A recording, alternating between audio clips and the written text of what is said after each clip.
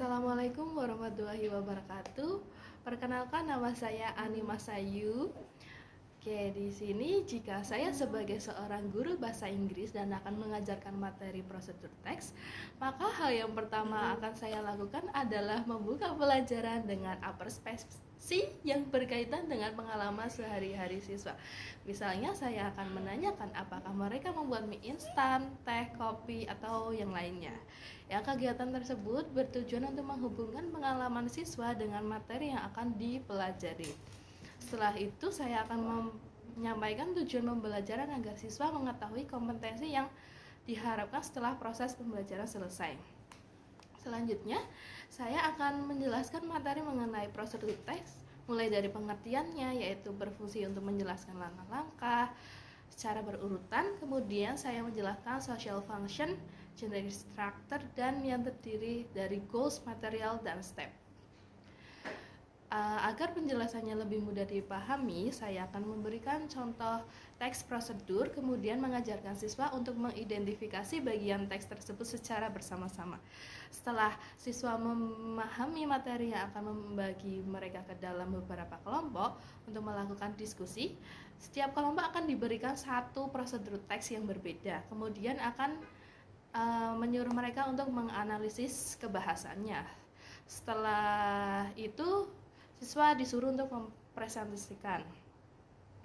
Tahap berikutnya adalah kegiatan praktik. Saya akan meminta setiap siswa atau kelompok membuat prosedur teks berdasarkan tema yang telah ditentukan, misalnya how to make fried rice, how to make a cup of coffee, and etc.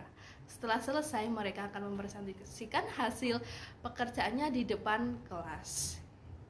Dalam proses pembelajaran tersebut, saya akan menggunakan 3 penilaian atau 3 aspek, yaitu kognitif, psikomotor, and afektif. Pada aspek kognitif, saya akan menilai sejauh mana pemahaman siswa terhadap materi. Pada aspek psikomotor, saya akan menilai keterampilan siswa dalam menyusun dan mempresentasikan teks prosedur.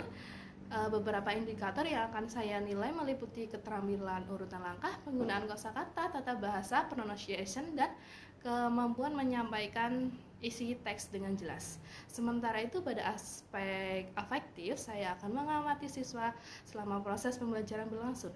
Indikator yang dinilai adalah kedisiplinan, tanggung jawab, kerjasama dalam kelompok, dan keaktifan. Penilaian ini dilakukan melalui observasi selama kegiatan berlangsung.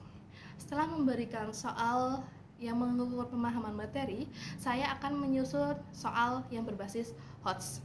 Tujuan dari soal HOTS adalah untuk melatih kemampuan berpikir tinggi sehingga siswa tidak hanya menghafal materi tetapi juga menganalisis, mengevaluasi, dan memberikan solusi.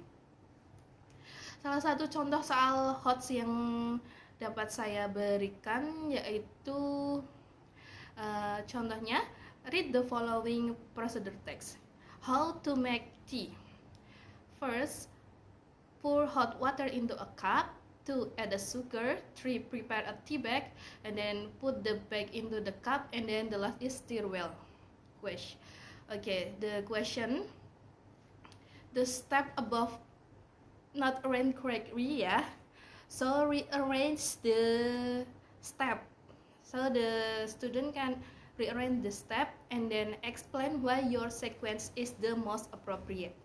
Soal tersebut termasuk soal HOTS karena siswa diminta untuk menganalisis kesalahan urutan langkah, menyusun kembali prosedur secara logis, serta memberikan alasan yang mendukung jawabannya.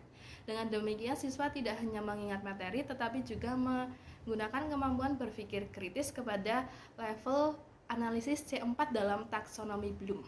Dalam menilai jawaban HOTS tersebut, saya juga akan menggunakan 3 aspek penilaian.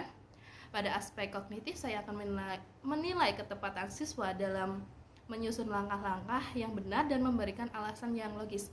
Pada aspek psikomotor, saya akan menilai kemampuan siswa mempresentasikan hasil analisisnya, seperti kelancaran berbicara, pronunciation, penyampaian masalah, dan kemampuan menjelaskan alasan secara sistematik. Sedangkan pada aspek afektif, saya akan mengamati siswa selama proses diskusi presentasi seperti kerjasama, tanggung jawab, keaktifan, rasa percaya diri, dan yang terakhir kemampuan menghargai. Oke, sekian dari saya Pak Aryo. Terima kasih. Wassalamualaikum warahmatullahi wabarakatuh.